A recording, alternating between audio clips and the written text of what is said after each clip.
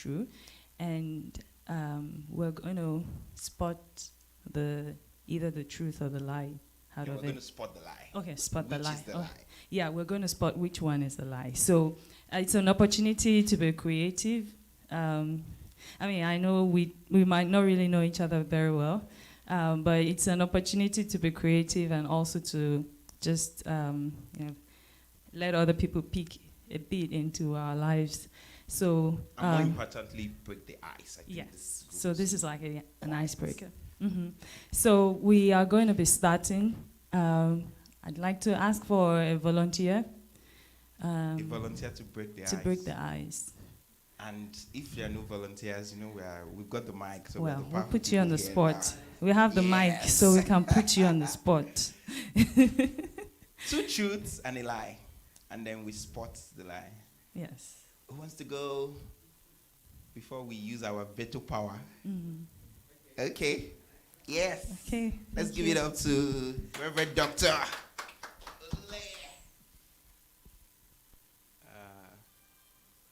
Well, I don't know. Some people will quickly. Can we ban some people from? Yes, yes. Spouses are not permitted to spot the light. Yeah, and some very close people too, because I don't know if I'll be able to tell a good lie. All right. Well, I love to sing. That's one. I am the only son of my parents, and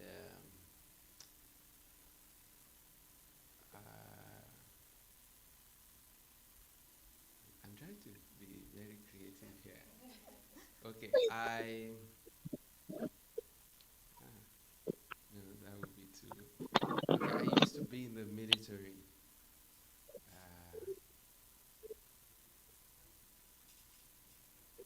That's it. 3. Okay, so yeah? 3 I points, used yeah. to be in the military. Yes, it's yeah. 3. I He am loves to the sing. only son, and I love to sing. Yeah. So, All right. So who wants to go for it? Auntie Yemi's band. yes. So who wants to shoot? Yes, ma'am. Which is the lie? The lie is the last one.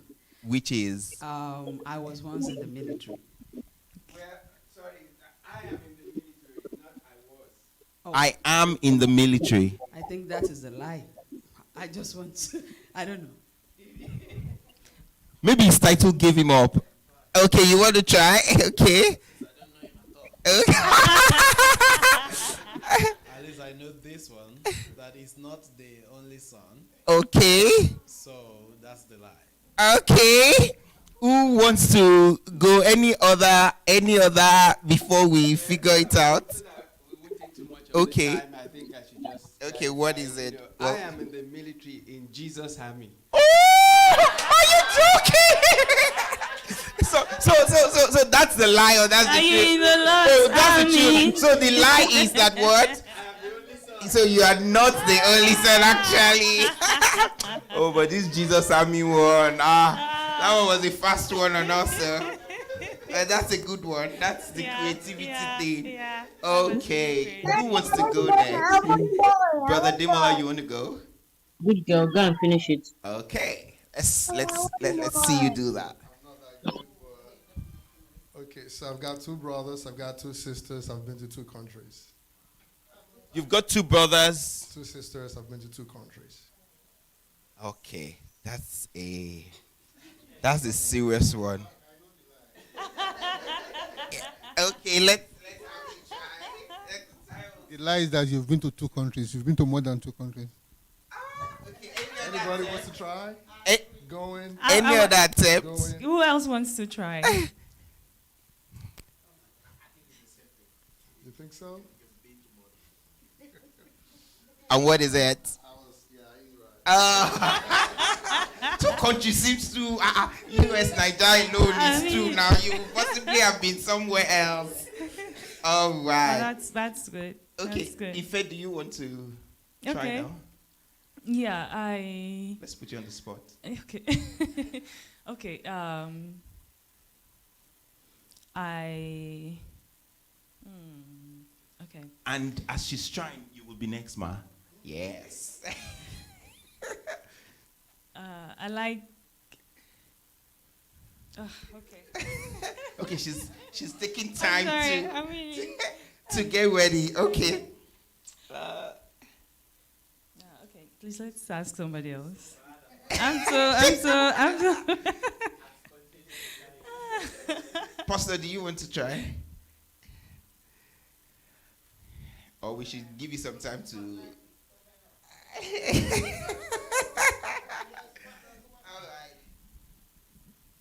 I'll make it easy for everybody. Let's see how much we know our pastor.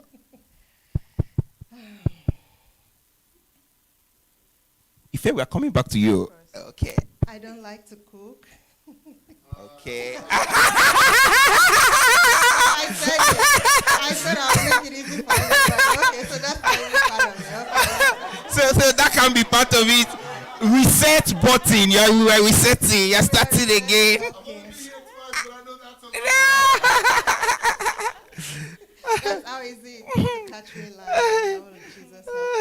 Okay. Two truths. So we can start with the truths probably, or the lie. Okay.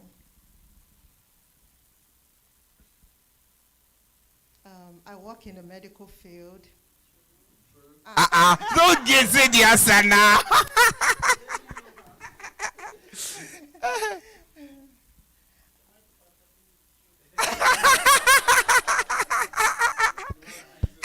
True. And she hates to cook. False. All right. Ife, are you ready now, or you are ready? Okay, Who goes? yes. Two truths and a lie. I am a last of 8 kids. I have only sisters. I am a last of 8 kids and I have only sisters. One. I am in the chemical engineering field. I That's true. love to sing.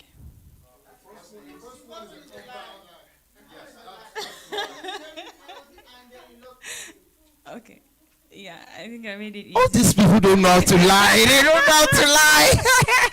Okay, so she's actually the last of 7, and with one brother. Not all sisters. Yes. So I'll say I'm for Benin Republic. That's one. Sorry, I didn't hear that, please.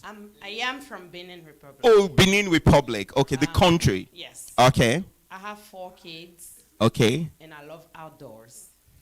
Okay.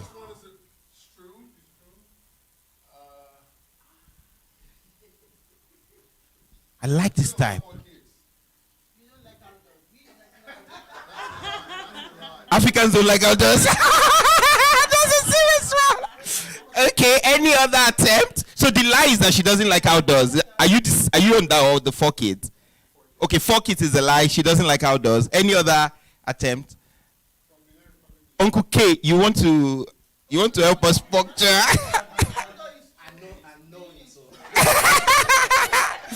Okay, let's just go for it. What's the answer? Okay. It's the kids. We have 3 kids. Oh, you got 3 kids.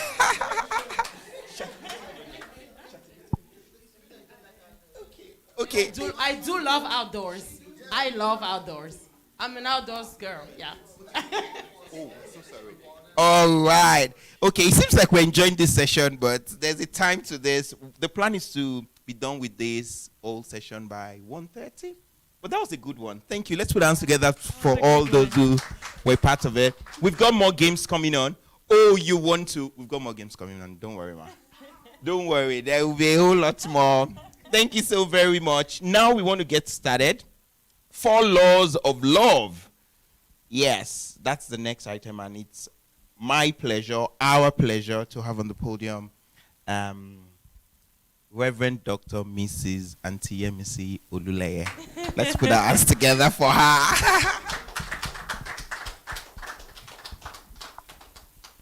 Thank you. That's a lot of title to my name. But I like it simple. I'm Yemisi Oluleye Oluwa Yemisi. 4 laws of love. And I'm privileged to be talking about the law of priority. And first and foremost, let's go before the Lord in prayer.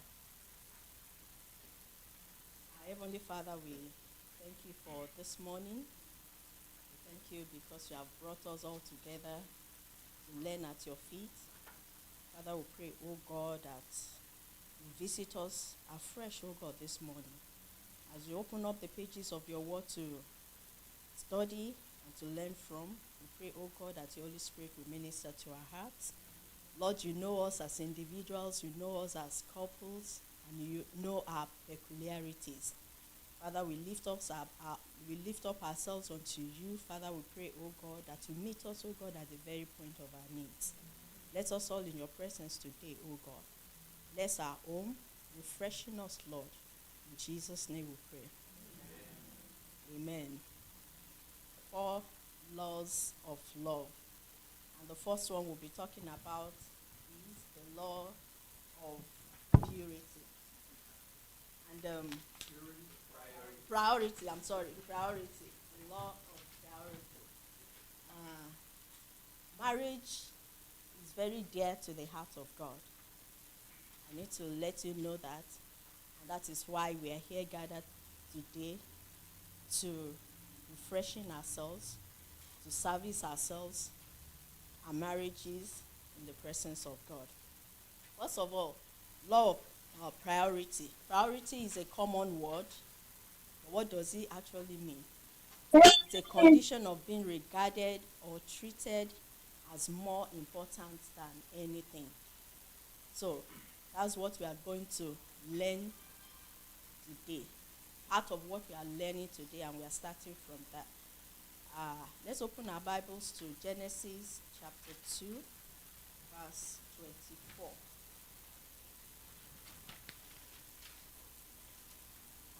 A man shall leave his father and mother and be joined to his wife. Welcome to another scathing round of What Will They Say? The only game show on the planet that gives our contestants 3 choices of things to say to their spouse in everyday life situations. Let's get started with our contestants, Jonathan and One calls it, NIV calls it United. Leslie.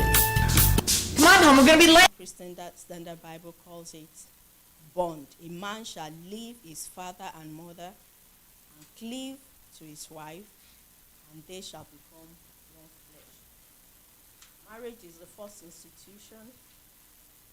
When, after creation, he saw that the man was alone, and there was no creation compared to him. And he said, let us make an helpmeet for him. So, God made man fall into a deep sleep, and from his ribs he created the woman. And God brought the woman to the man, and behold, when he saw, he said, this is now the bone of my bone and the flesh of my flesh. And he said, a man shall leave his father and mother and be joined to his wife, and they shall become one flesh. So 2 things that God has asked the man to do: leave and cleave. So that 2 important things we are going to talk about now. So, leave. God said leave. And what does leave mean? We all know. To go away, withdraw from, clean out from, or cut loose from his attachment to his primary family. And every man is raised in a home, and there has been that attachment from babyhood to childhood to young adults and to adults. So that's the only family that he has known. But now when he's grown, he's seen what God has created for him and brought to him as a wife. needs to live. When we talk about live, the man is to live and be connected to his wife. What happens to the family he has known all his life? God is not asking the man to abandon his family. God is not asking the man to disrespect his family. God is not asking the man to not be part of that family. But we are talking about the law of priority. What the law of priority is saying in this aspect is, give your wife the highest priority when it comes to relationship. Give your wife the highest priority when it comes to relationship. You know how this works. It's hard because it's a connection that you have had for so long.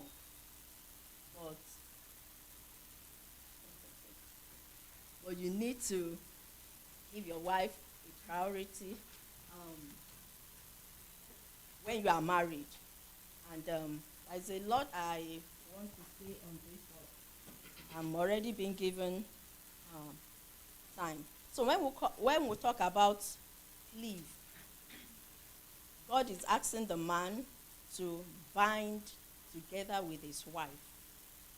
Show loyalty to your wife in everything.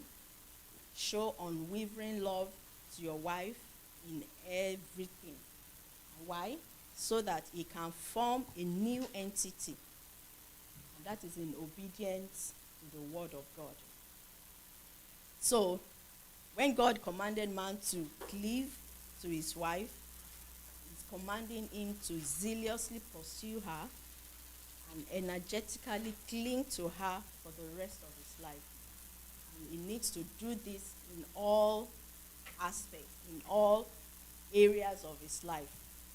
Number one, relationship, because marriage is for companionship. God saw that man was alone, he created the woman. So when you marry, you know companionship is a priority. Give companionship a priority. Give communication a priority. All these things that I'm mentioning, if we have enough time, we can be here and be discussing and deliberating on it, because it has different, diverse aspects. The aspect that is connected to me may not be the one connected to you. So if we want to really talk about this, there's a lot to talk about. But communication is very vital.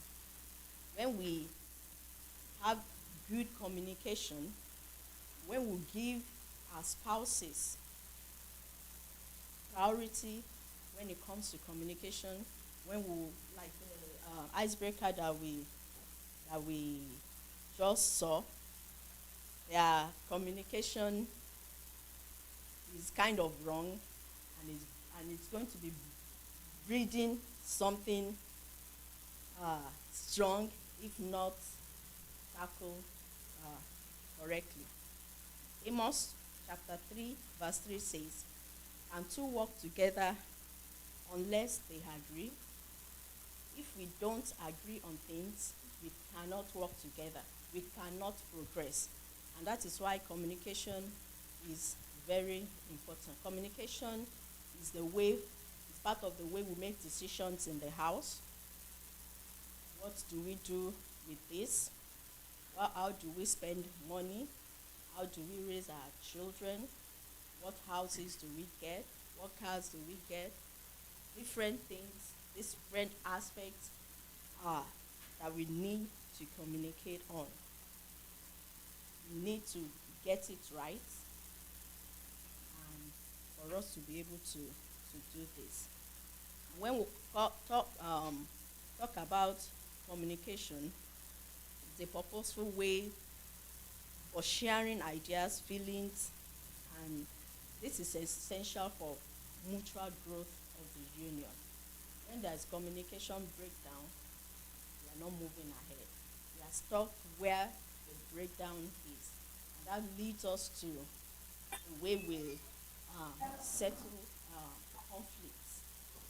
It is also very important.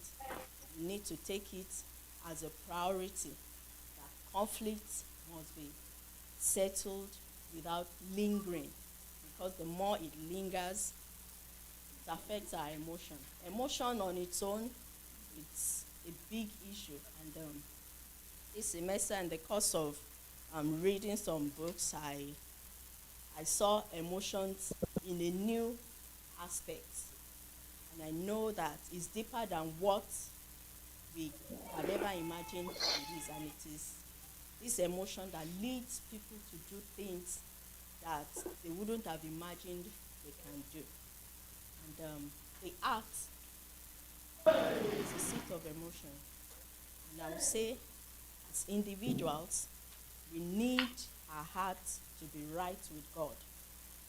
If our heart is right with God, as individuals, as husband, as wife, it will help us as a couple to be able to walk in line with God's plan for our lives.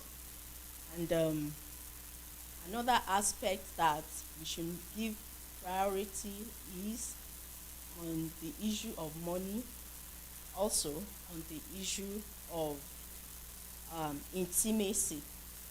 But I would say God knows the secret of staying in love. And that is why he has said the man should live and be joined to his wife. The law of priority. Give priority to your relationship. Give priority to building companionship. I have said earlier on, this life is a busy one. So for us to want to be companions of one another, we need to do it with purpose. We need to be deliberate in it. Because so many houses we no longer have husband and wife, we have roommates.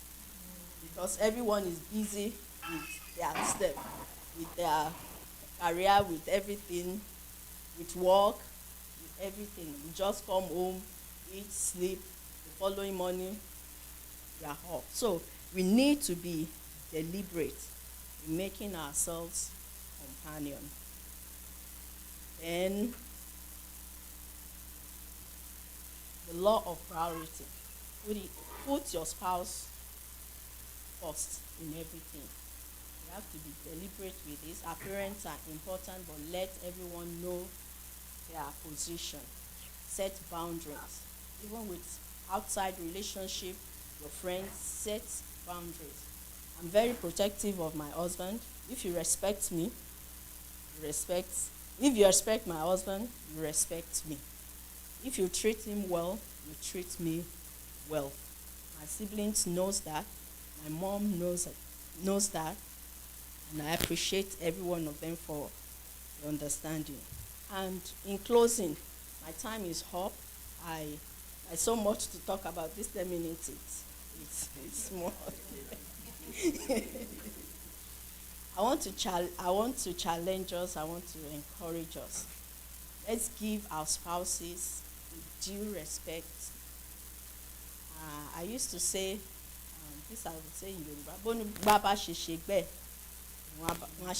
I say that to my husband every now and then. It is how you present your spouse that people around you will accept her. So that is very important in your immediate family. Present your spouse as a king, present your spouse as a queen. Then I'll say this in closing. We are here seated, men and women. Let's be Titus women. Let's be Titus men. The older ones encourage the younger ones. Life is full of challenges. We have enough challenges as individuals, talk less of the extended family. So let's be encouragers of one another. Don't be a party to a home breaking down. Don't be a party to a home getting divorced or being frustrated. And the Lord help us as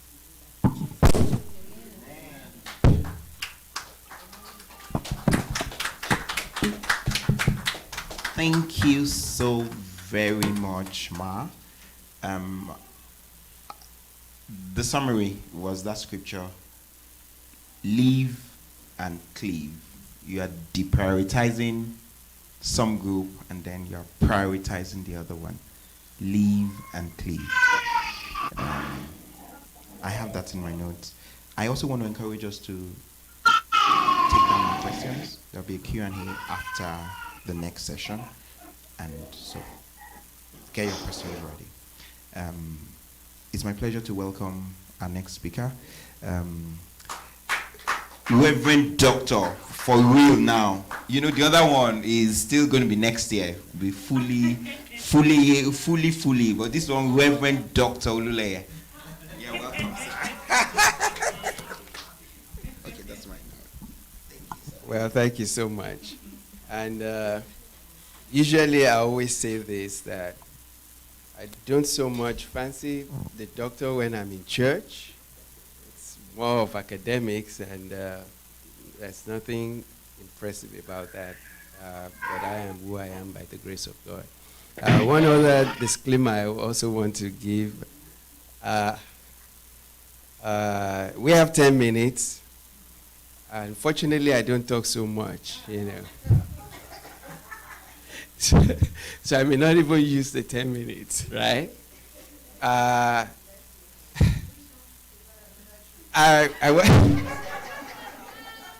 want to say this also, that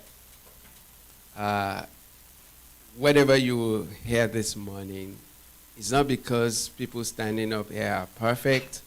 It's not because we are not still work in progress ourselves. You've heard my wife, and we still have our struggles as husband and wife. But by the grace of God, we are all in this boat together to learn together and to strive to grow together. So I have been given the law of pursuit. The law of pursuit. And simply that is just saying that there's something. There's something that you need to strive to gain, to accomplish, you know, as a family. And of course, I also go back to the scripture in Genesis chapter 2, verse 24. Therefore a man shall leave his father and mother and be joined to his wife, and they shall become one flesh. And what does that mean? It means that in any marriage relationship, there is an expectation to be put into the union. In other words, marriages don't just work. I just don't wake up because I have said I do, she said I do, and then everything is a bed of roses. And again, it could be a bed of roses, but you know, the interesting thing about the bed of roses is we have thorns underneath, you know, the beautiful rose. So we have to be intentional to work at it. It's pursuit. You know, we're after something. We are intending to bring something out of the relationship. And so if we have not thought about that before, or we missed it somewhere in the hustling and bustling of life, we must go back to that point that first and foremost, our families, our relationships, our marriages are bound to be a commitment that something must be brought out of it, because our marriages are not just to exist, but they are meant to thrive. They are meant to bloom. They are meant to be exemplary of what God can do. And so that is the first thing I want to talk about. Because it's just 10 minutes, I'll be very short with them. And the second thing is that God has a perfect plan for every marriage. In the business of pursuit, there is God's plan for our marriages. In other words, I'm not just married because people get married. Usually as we're growing up, when you are 20-something, as a guy, you're thinking, oh, I better, be thinking of marriage. Much more a woman, you are 22, 23, 24, 25, you're thinking, my mates are getting married. But beyond just getting married for the status, beyond just getting married to become a Mr. and Mrs., God has a plan, has a definite plan for our marriages. So do we know that? Do we realize that? Are we aware of God's plan? In Genesis chapter 2, verse 25, it says, and they were both naked, the man and his wife, and were not ashamed. Why were they not ashamed? Because they were in the perfect will of God. In other words, if our homes are channeled as it ought to be, there will be no need for us to be ashamed. There will be no need for us to be in doubts. There will be no need for us, to be at tug of wars towards one another, because our hearts will be in sync with the heart of God. We will be at the perfect will of God. There will be no need for us to have shady businesses, because we are working towards the plan of God for our lives. A subset of this perfect plan of God is also that we might be together forever, raising godly offspring. That's another plan of God. That's another purpose of God, in our marriage. In other words, if God blesses our homes with children, our children are not born so that babysitters can keep them for us while we make the dollars. That's not God's plan. God's plan is not that we keep them even in the best Christian schools, because some of us will think if I put them in the Christian school, they will be all right. That's not God's plan still. But God's plan in Malachi chapter 2, verses 14 and 15, it says, first and foremost, I don't want you to act treacherously to your wife, to the spouse of your youth, in verse 14. And in verse 15, it says, what is the purpose of marriage? So that you might raise godly offspring. So there's that responsibility. And at times I've listened to guys, to daddies, to husbands, telling the wives, it's your responsibility to take care of the kids. Especially African people, we only believe that daddies go out and make money. But mommy, even if mommy wants to work, she still must take care of the kids. You are the high priest of your home. You are the leader of your home as the man, while the woman, comes alongside with you. But above all, God's plan for our marriages is that we live in perpetuity with one another until death do us part. That's what we signed when we were, saying I do. And then finally to also raise godly offspring. The third thing that we want to look at is the servant rules. It's called the servant rules. And what does that mean? It's not saying that the servant will rule anyway. That English is a little twisted. But in John chapter 13, verse 14, Jesus showed an example. He says, if I then, your Lord and teacher, have washed your feet, you also ought to wash one another's feet. In other words, husband and wife, we are meant to serve each other.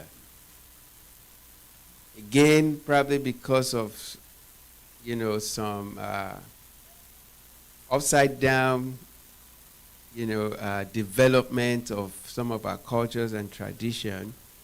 At times the man is the Lord, but the way we even act out the Lord is like, I know some men, when their wives are serving them food, they have to kneel down.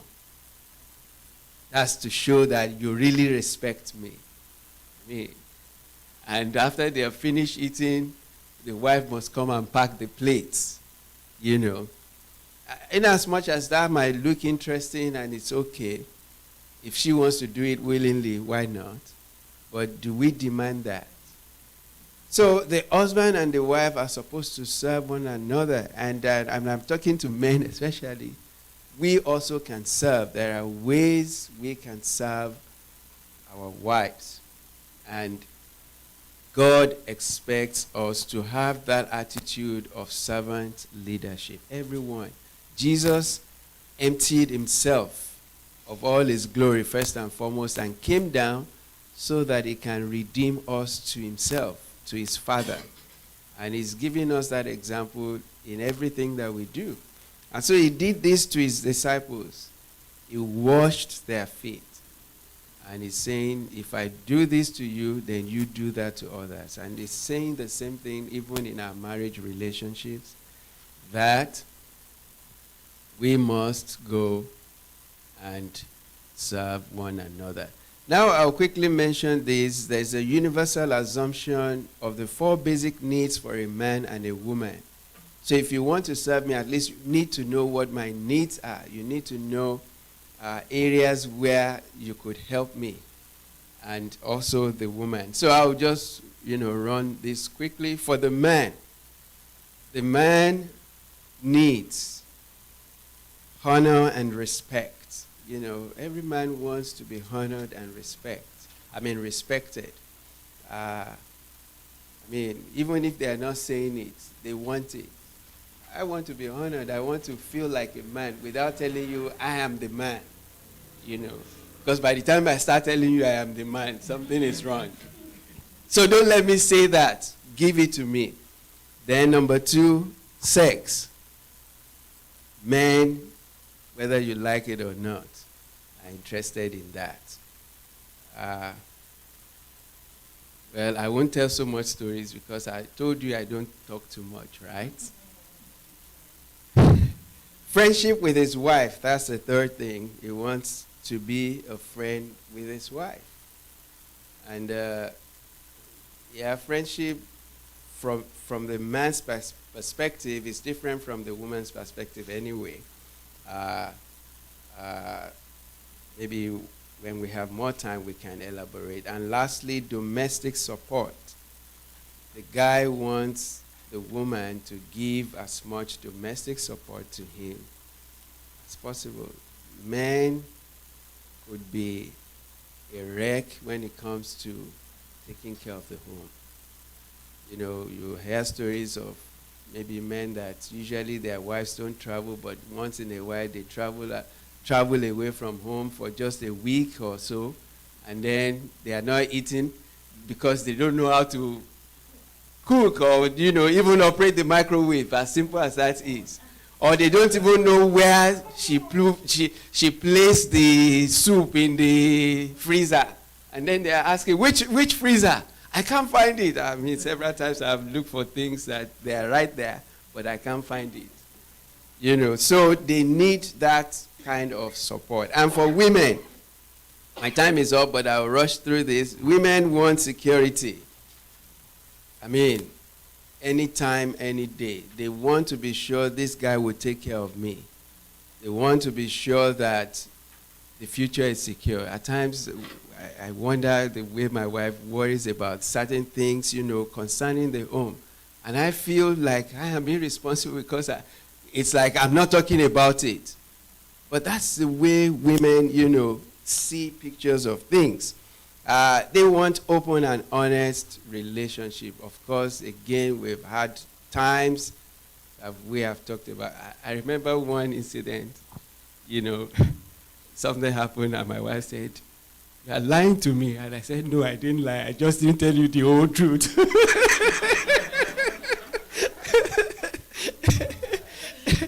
Men, we can, I didn't lie, and that was true. I didn't lie, but I didn't tell the whole picture of things. Well, but somehow it's also a lie because there's deception there.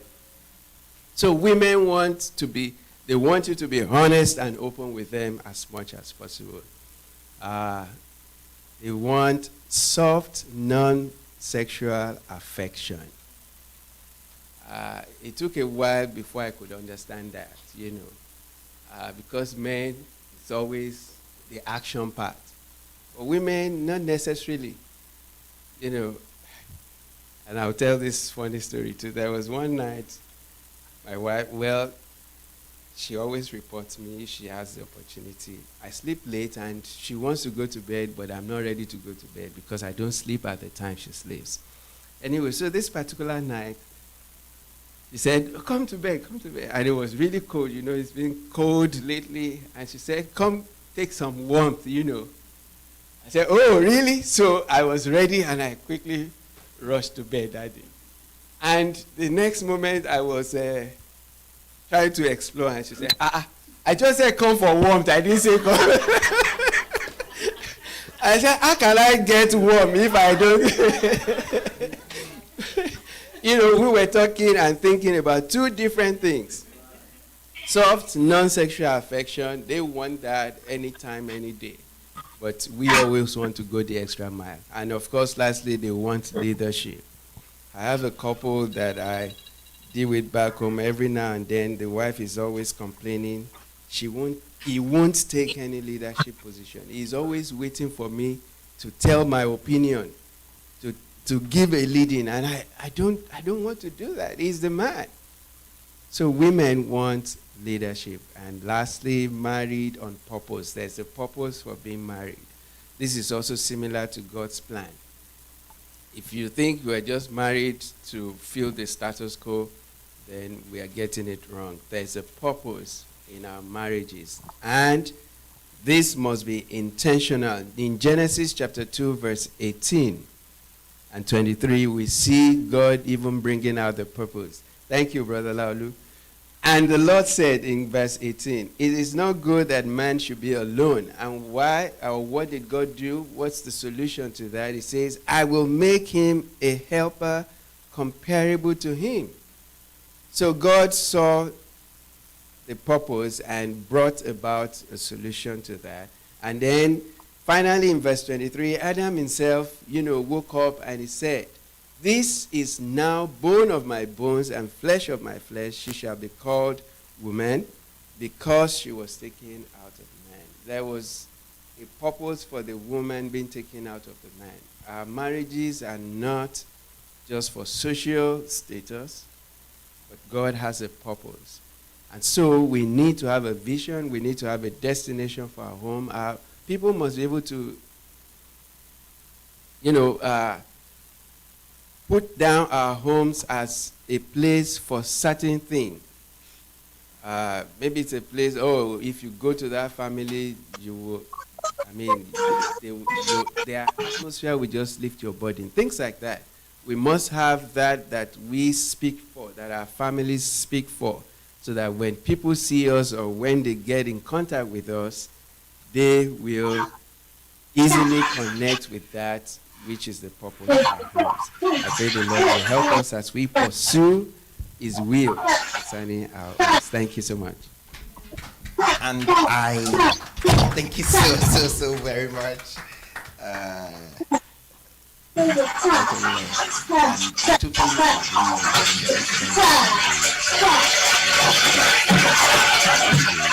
We have a push to go. The goal is to be here, to be out in like 1:30. So put all your questions together.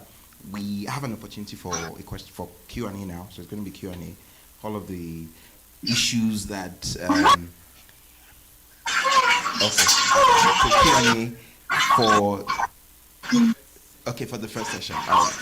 Yes. So we can ask our questions now. I hope we were taking note of those, and I thank you very much, sir. I noted some of the things that Dr. Lule said. Our marriages are commitments, and they are supposed to blossom. God has a plan, He has a purpose, and we should pursue those. Then there's the servant role. We should serve one another. And then He also told us the 4 things men and women would want. So I want to invite Pastor Esther to anchor this session. Thank you. Praise God. Thank you, sir. Thank you, ma. It's good to be learned and to be a professional. You could hear the I was listening to them. I'm like, okay, by the time I finish my studies, I'll also be talking very well like them, like a professional. Thank you so much. Does anybody here have any question? Anybody on Zoom have any question? All right, so they have talked to us about priority and pursuit. Does anybody have any question? Okay, all right, Sister and me. I'll let Mrs. Oedokun ask a question. Okay, thank you so much, Sir Mar. I just want to ask this question that in a situation where when you are talking, you talk about the woman needing the kind of a man to be in charge, as in taking the leadership role at home. That for me is key, maybe because of my temperament. I'm the type that all out, just going and, and it's been a kind of a silent battle for me. In a situation where the man don't take it, and it has led to a lot of situations, things that I know that will have gone the other way if, and you get to a stage, you don't just want to go ahead again. You don't just want to, most especially when you take that lead. And the man was like, okay, you know everything, just go ahead. And it's becoming like you are the all-knowing, you are the whatever. The way we think is different. So you are always thinking, I think that's how women are wired, I don't know. But in a situation where you get to a stage that you want to give up a kind of way, okay, just continue taking it. But it's not healthy for you. Maybe because of the kind of person you are as a woman, because you know where this thing is heading to. If at the same time you want to be in agreement with your husband, I don't know if I'm communicating, sir. So what can you do as a woman? That is my question. Well, you said, what can you do as a woman? And I'm not a woman. Well, seriously, it's a big challenge. And I will say this honestly, that many times I have had to say there are things that it's both husband and wife that should listen to it and should get challenged about it. Because that is when you can be able to really call the spade and tell the other party this is it. But I will also say this, especially about the situation I mentioned briefly. I will always tell this lady, somebody has to do it. Because again, we cannot speak for the other person, especially if they are not stepping up to do what they ought to do. But somebody must take charge because we have to keep things going on. So if you find yourself in that situation, you just have to keep up. Because God will still have to depend on somebody. In other words, what I'm saying is, at times we can't achieve the ideal, especially if both parties are not on the same page or on the same level of understanding of what we're talking about. So until we get to that, until we reach that point, we may not be able to address that and say we want to correct it. But the only thing that you will also need, or the woman will need, is as much as possible, be humble. Because it's also very easy to now take charge, that even you just see yourself as the Alpha and the Omega. I have another situation like that, and it's not so pleasant. Even another person that it has become like, well, the role has been switched. The woman is the husband, the man is the wife. I mean, even though nobody's saying that, but that's the way it has appeared. And so the woman does not even reckon with this man any longer. So we also want to be careful that we don't let that happen to us as children of God, because God will still expect His standard from us anyway. But what must be done? I mean, for example, let me give one example with this other lady. she will talk about the children's school fees, that the man will not say anything about it. She's the only one running after it. I said, well, but you know this is important. So if you say, if he's not going to act on it, I will also not act. At the end of the day, you will also be sorry for what you will do to your children. So if something must be done, and God has given you the grace and the privilege to do it, you better do it. You know, I don't know if I answered that question, you know, but With humility. Yeah. Let me also add to this, and God sees us as women, and He knows the way He has wired us. We are wired differently. The way we think, we as women, we think 10 miles ahead, but the man is just there thinking at the moment, and that is when we worry and over worry. And I've also been in such situations, and you know what will be done will be done. Whether I already plan 10 years from now, and my husband is planning for today, what will be done will be done. Sometimes we women, we need to slow down and pray more for our husband.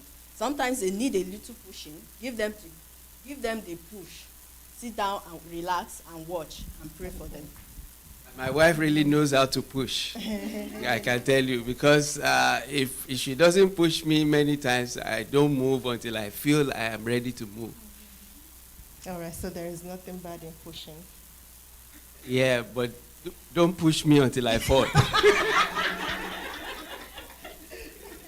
All right, so a little push is okay. All right, thank you. Does that answer your question? Yes. If you want. Oh, question. Okay. All right. Okay, so who do you want to go? Yes, please, brother. Okay. Okay. All right. So 1 minute answer for each person. Okay. You go ahead, sir. I actually have 5 questions, but oh my goodness. All right, there are 2 questions. Okay, let me focus on 2. Let me focus on two things. So the first thing, I love the first session about the priority. The verse about Genesis 2:24, a man shall leave his house and cleave unto his wife. And you know, it comes up focus on the man, and we understand that it is important, right? You need to put your spouse as a priority. So when you find yourself in a home where one of the spouse is really connected to his own family, and it is, sometimes the spouse might not even realize it, but in everything that they do, they tend to always put the family first, because that's how they were, they were raised. It's not that there is a fundamental problem, but when it comes to functioning in a marriage, you realize that the other spouse is not feeling the priority that they want to see. How do you manage that? That's the first question. The second question is about the needs. And I love the way, we talked about the needs of the men, the needs of the woman. What I understand about needs, that needs, they are necessary, right? They are something that we must have. If we do not have them, there is a problem. It's like a car. A car needs a gasoline to function. If you don't give it away, it's not going to work no matter how you pray. So I would like us to talk about the fundamental need of a man. The first one, we talk about honor and sex. On the other part, we talked about security for the woman. And so when it comes to a man, how do you honor a man? Because I feel like a lot of marriages have issues because our women don't understand how to honor the woman. And at the same time, on the other side, how to make your wife feel secure. Sorry if I was long. The first question he asked was actually my question. I remember when we first got married, we had problem with in-laws. My husband being the last born of his family and I being the first born of my family. So I'm always in charge and he's always the listening one to his families. God helped us, we resolved it. We are still, as issues are coming, but how do we, when we talk about priorities, how do we make our immediate family priority? It was so hard that one day I told him, I said, Moja, go and go to your family. Something, I mean, it was just the first few months of our wedding. So it's always an issue. Thank you for bringing that home. Yeah, you will talk, but let me say this quickly from our own experience too. I remember when we first newly married that time too. I am used to saying, I'm going to our house. And then my wife would say, which house? And then I would say, oh, my parents' house. I said, that's your parents' house. This is our own house. And I think we need to come to that realization. You see, Nike, they will forgive us because we want to use their words, or we are even doing advert for them. It says, just do it. You know, at times, it's not just the amount of knowledge or the teaching that we keep getting, but once you know the truth, live in the truth. You know, the Bible says, live and cleave. It's as simple as that. Again, when she was talking, she mentioned that the Bible is not saying abandon and forsake or even disrespect your home. But know that God has called you to start an entity of its own, on your own, of your own. This is now your own. This is something you're going to make something out of in the name of the Lord. So if I want to do according to the will of God, then I need to live by that. And I have to bring my wife along to live in that way. So we must realize that and live in that reality. Let me just allow her to say something. Okay. On the issue of the family giving advice and the wife also, it's good to take advice from family. Respect them, honor them, listen to them. But to give your wife a priority, whatever you have learned from your family, whatever the wife also has, the advice taken from the family, to give your spouse a priority, you have to both sit down and decide. Not, the family is not going to decide for you. But it's good to listen to them, take advice from them. But you and your wife, you need to sit down, make the decision for yourself. The decision that both of you will agree on. My mom knows me. We are very close to my mom because we lost our dad a long time ago, and she will always give advice. But she knows me. I will say, thank you. But what I would do is whatever me and my husband has decided on. And she knows, and I really appreciate that for her. She doesn't come and fight or whatever we have decided. Listen to them, be respectful of their advice, but it is for you and your husband, you and your wife to decide. Thank you for mentioning that. Actually, that's what has worked for us. I mean, to everybody, it doesn't cost you so much, and it takes even the burden away because they've heard you say okay. But when we come to our own home, remember now you have your own home.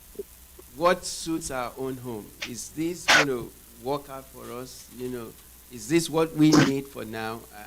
So we need to do that, and that's a priority we give, to our homes when we now have our homes. The second, yes. How do we honor our spouses and our husbands, and how do we make our wives feel secure? Yeah. Actually, the other time she also mentioned this. The way you present your husband is the way people will relate and treat your husband for you. And I am grateful to God for the way she's the first of our family, and even though the next person to her, the husband, we are age mates, kind of, but they still regard us like we are the overall for everyone. And I believe it's also because of the way she had presented me, in the family. And so when people that relate with you don't treat you like rags, especially it's not coming from the closest person to is mostly we get more offended by those who are closest to us than even outsiders. What I mean by that is if she says, I am too black, I might take that to heart more than somebody from outside if they say I'm black.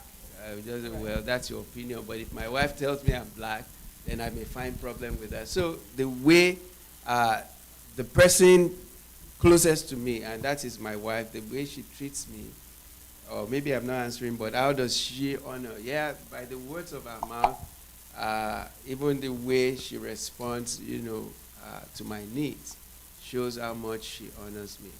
And to secure the woman, I think even if I don't have the means, but am I showing the attitude that I want to?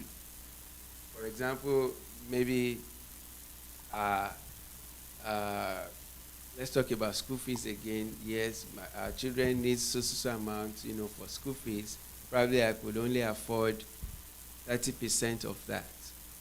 But am I actually showing that effort that I am concerned about, our children's school fees, even though my wife is the one who will source the 70%. But if I'm just waking up and sleeping because I know she will find it, women always find a way of getting things around. So I just do my own thing, and I'm going out, I'm buying new sneakers, I'm buying new shirts, after I'm the pastor, I must look good. And I'm not even making effort at the 30%, then I am not showing her enough that I care about the future. Okay, what about security in relationship? I know that's a problem that we women have. Security with my in-laws, security with my husband's friend, security at workplace. I don't know if I'm communicating. Yeah. I think that boils down on what we discussed on priority. A woman loves to be listened to. Listen to them, respect whatever they have said. Don't push it away or say or tell her, what nonsense are you talking about? What this are you talking about? You are this, you are that. The woman is secured when she knows that she's understood and her saying, her suggestion is well respected. I think that's the most way you can make a woman secure. Let her know that you respect her views, you respect her ideas, not coming and bringing my mom's ideas or a friend's idea or these ideas. Even if it wouldn't work the way you want it to work, respect it and give it a try, pray together on it, and let's see how that will work. So basically, listen to the woman and respect their ideas. Don't, because you are the Lord of the house, do everything. Some men will even have done some stuff before coming back home to tell my wife, I've done this. That, in that way, you are not making the woman secured. Okay. Or wanted or feel respected. We have a question online from one of our brothers, Brother Deshola.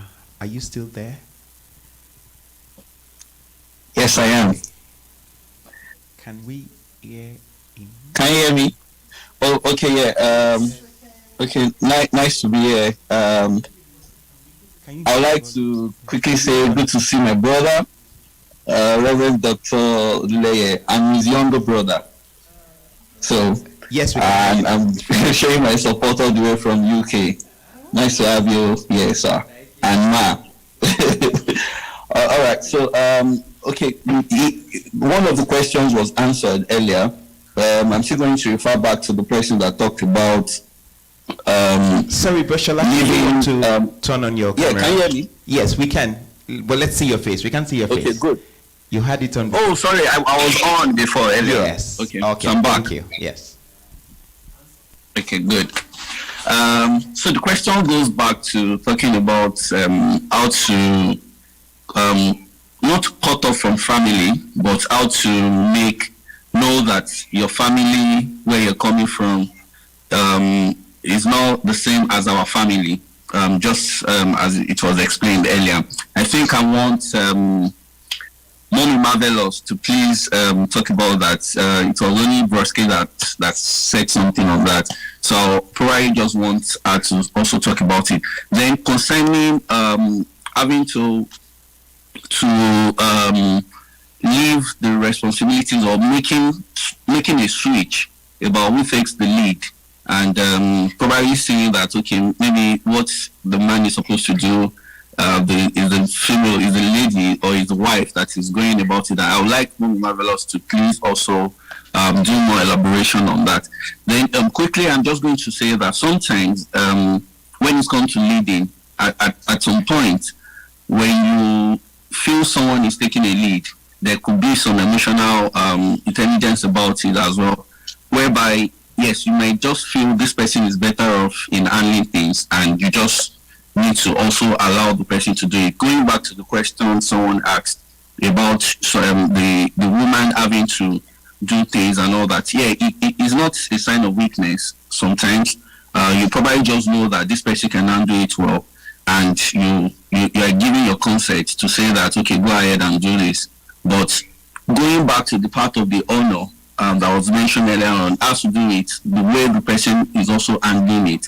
You know, not making the other party feels that, yes, you are weak on this, you are not doing it. I think the honor part of it comes to how much feedback you get from that particular task that is being carried on by one person, and not like making the other person feels that, oh, you're not capable of doing this thing. So my own contribution in that aspect is, yes, sometimes the other person might be stronger in carrying out some responsibilities, but it is also the responsibility of that person going on with that particular task to always carry the partner along, so as to make it even and say, okay, now it's not like you're just doing this thing on your own, but at the same time we are doing it together, but you're just the one parallel, or you're the one leading that particular situation. Thank you.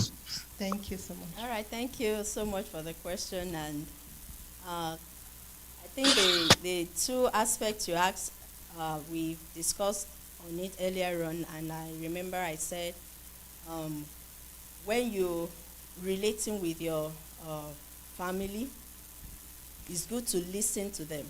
I do that, my husband also do that. But we both need to come together and make the decision that is best for our family.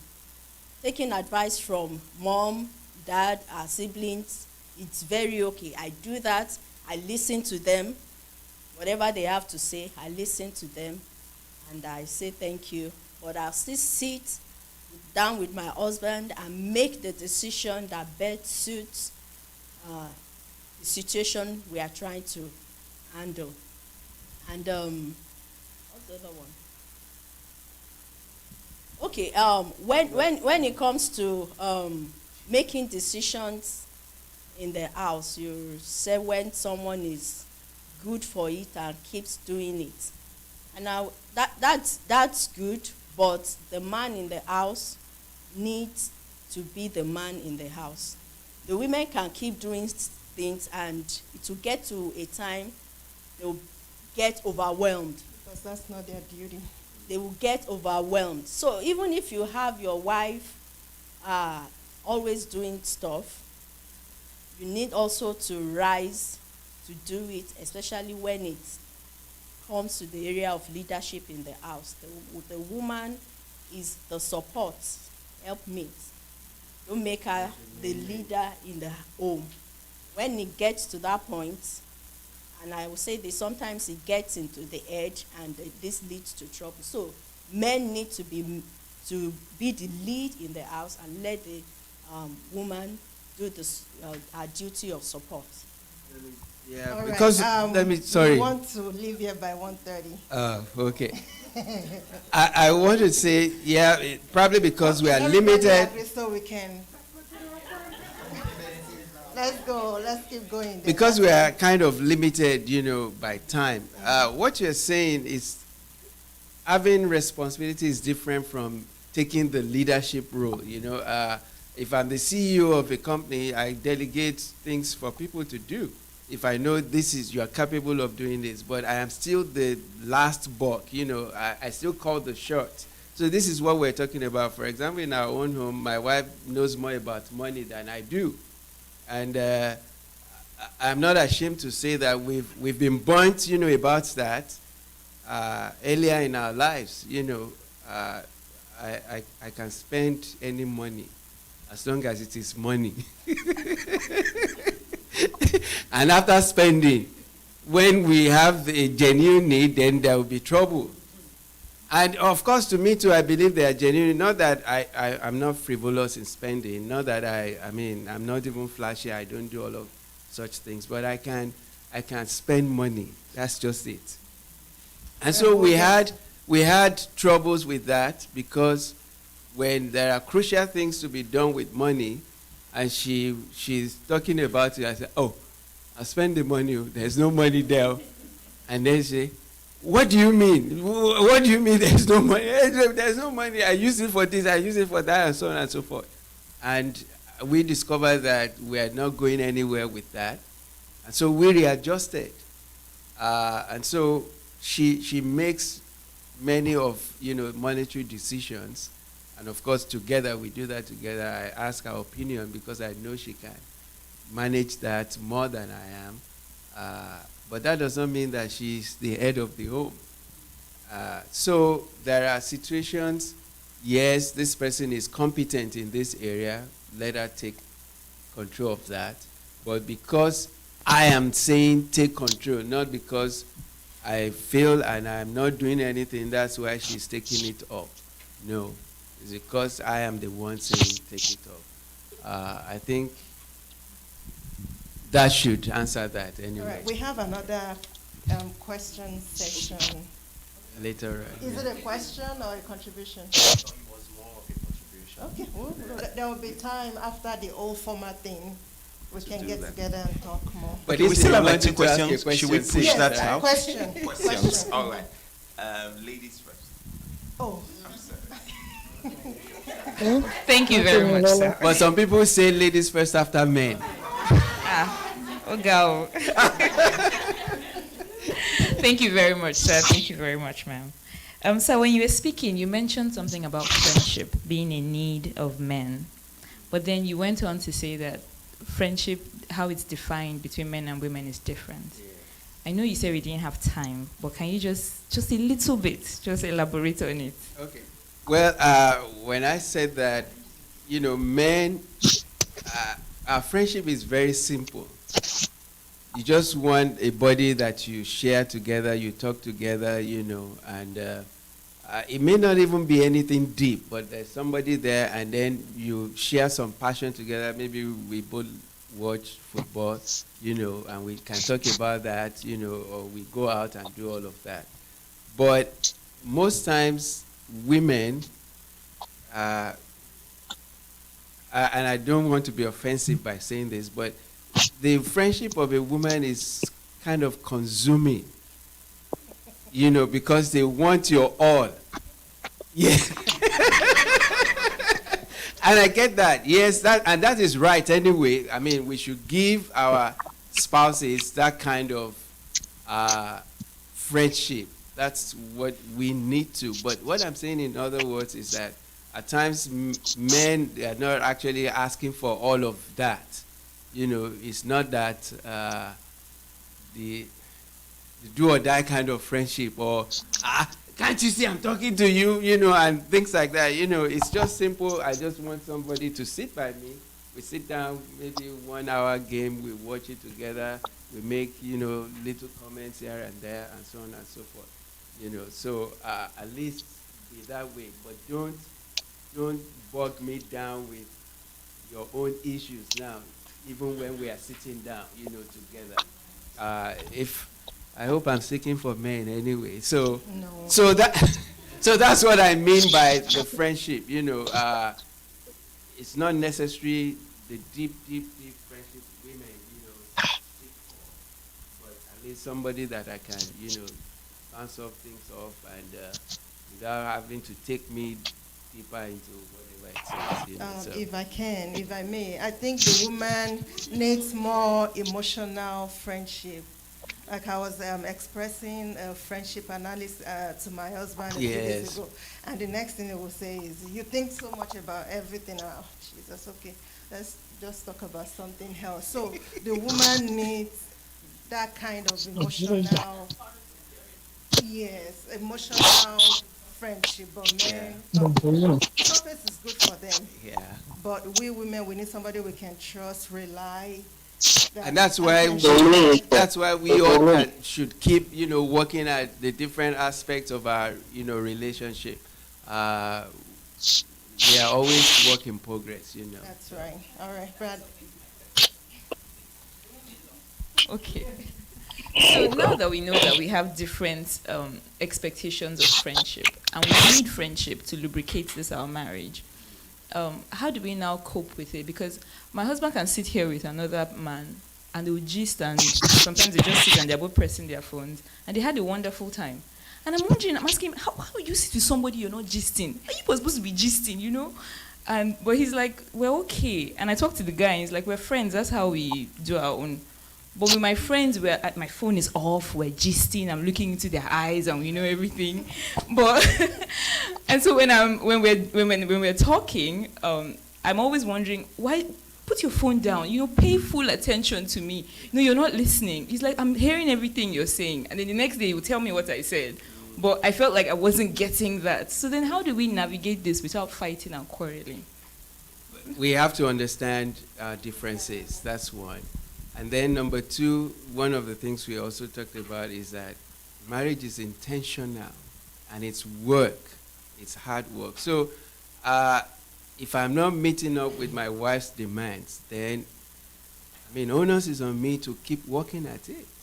If my wife is not meeting up, she has to keep working. And, it's interesting, one other thing that is always said about marriage is that that's the only institution that you are awarded the certificate before you even complete or you start.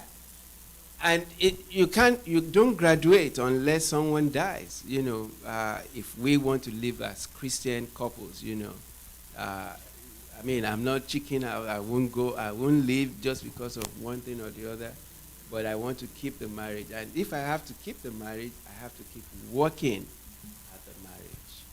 One funny thing I've heard somebody say, a woman say, is that I tell my husband all my secret because I know he won't remember.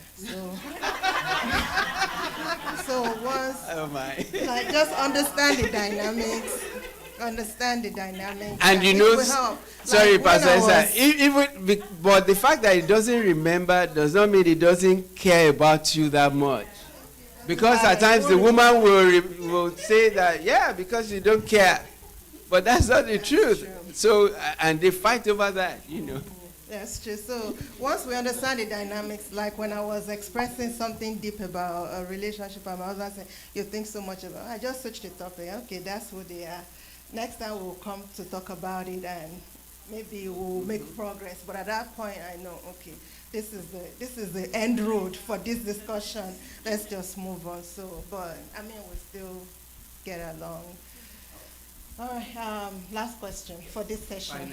Okay, thank you. So my question borders a little bit on her question. So, two sides of the same coin.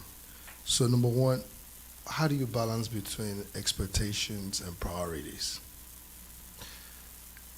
Does the fact that a need comes from my spouse makes it's legitimate, but should I make it a priority? And I'll tell you what I meant. It's almost easy to achieve, I'll put it down this way. Besides praying and communicating with each other, what other strategies, and that what is key, strategies, can you deploy to achieve oneness with your spouse when you are dealing with two uniquely important priorities? And you're dealing with, in a case of resource constraint and time constraint. So I have a priority. My wife has a priority. it's not a question of which one is more important. Both of them are uniquely important. For example, I think that, and this is hypothetical, I think that by deploying our resources into this path, it's going to benefit our home. So me, my wife, and our kids. But her own priority is going to benefit both of us. In my mind, and only in my mind, like Pastor Felix says, one of the ways that I'm hoping, one of the things I'm hoping I can fulfill when I pass on is a good man leaves an inheritance for his children's children. So I'm not just thinking about my wife's needs, but I'm still thinking about the girls and the family. So what strategies besides praying can you deploy when you deal with two uniquely important priorities? Okay. On that, I will still refer to Amos 3:3. And two work together unless they agree. You have two different priorities,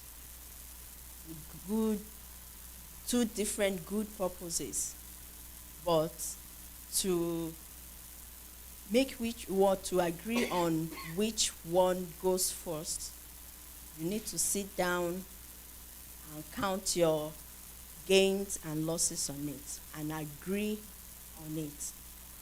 The agreement aspect is vital in such situations. Whether you are planning for the future or you are planning for the present, you both need to sit down and agree on which one goes first, which one takes the highest priority. I'm not sure, I don't know whether that answers that question. Let me try. Well, I'm not just trying, but let me just tell you the practical thing that we do. One thing that I also want to say first and foremost is the fact that we learn about prayer